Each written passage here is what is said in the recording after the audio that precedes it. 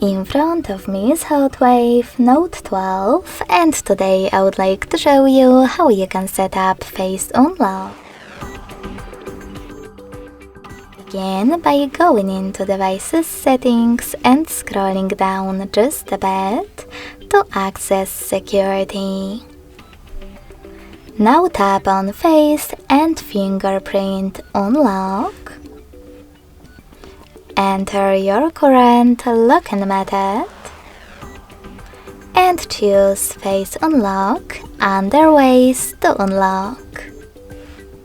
Finally, you can tap on More at the bottom right corner or just scroll all the way down. Now hit on I agree also at the bottom right corner, and when you're ready, click Start. Remember to keep your face in frame and follow all of those instructions. When you finished, select Done. And as you can see, after that, Face Unlock was successfully added. If you wish to, you can always tap on Face Unlock section and manage all of those options, or even delete it.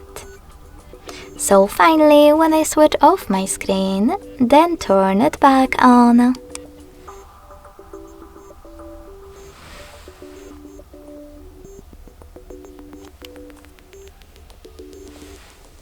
I can see that Face Unlock is working properly.